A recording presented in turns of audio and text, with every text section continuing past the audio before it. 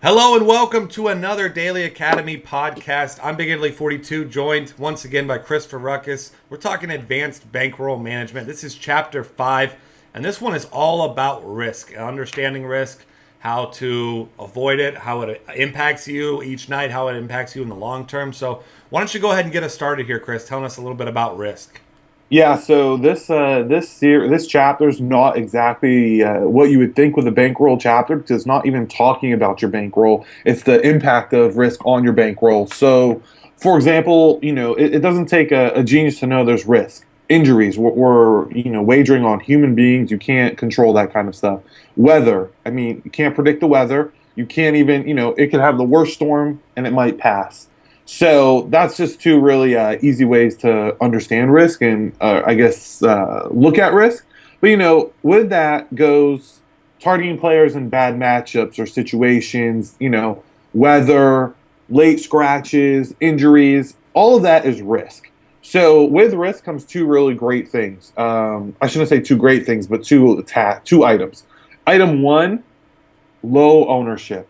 So, for example, on today's slate, we've got Justin Upton, up against Madison Bumgarner.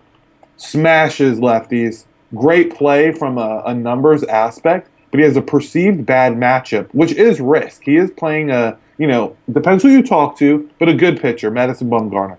So that's a perceived risk that you'd be taking by playing him. If you took a full team of all Justin Upton type plays with targeting players in perceived bad matchups, you have a really high risk lineup, even if you're playing all 50-50s. Now, that's fine. That's great for GPPs, but you have to understand how to use risk and how to avoid risk. If you're playing players with bad weather, the weather's bad tonight, and you're going to target the starting pitcher in that game, that's risk, and that impacts your bankroll. It's great you play it in one GPP lineup out of your 50 you're doing. That's not risky. You put them in your cash game lineup of 10% of your bankroll, that's risky. So understanding the risks involved with each player that you actually do have, a little bit of control over. If you take, let's see, LeBron James game time decision because his wrist is sore, that's a risk that you take. If you take him in a GPP, he's 5% owned. If he doesn't play, oh well. If he does play, you've got the best player in the NBA at 5% owned.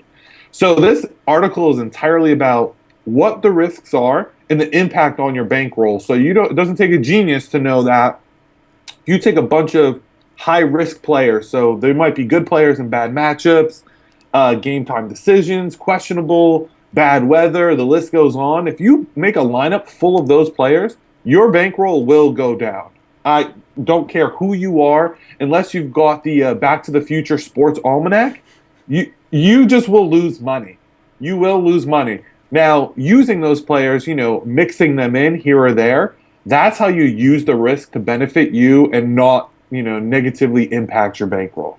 Yeah, and especially in cash games, like you mentioned, I mean that's a huge key right there because you want guys that have a high floor, guys that put the ball in play. So a guy like Chris Carter, you play him, yeah, sure, he might hit a home run, but he's just as likely, even more likely to go 0 for 4, get you a negative. You want to find the guys who probably don't have as high of a chance of hitting that home run, but the guys are going to put the ball in play, get on base more often than not. So I mean that's a risk right there.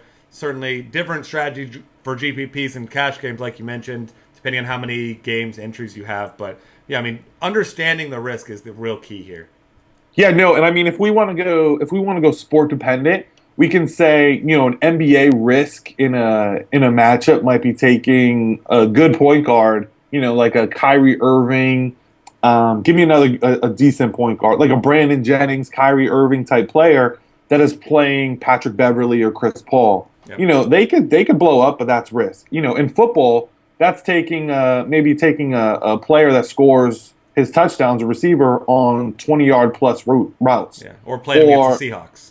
Or playing them against the Seahawks. Des Bryant might be, Richard Sherman, but that's not going to happen every single week. So, allocating your bankroll appropriately against those matchups is a great way to get low-owned players that have a high talent and a high upside.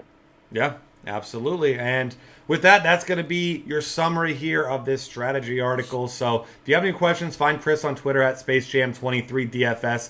We're more than happy to help you out there. Follow us on Twitter at DF Cafe and check out all of our great content at dailyfantasycafe.com.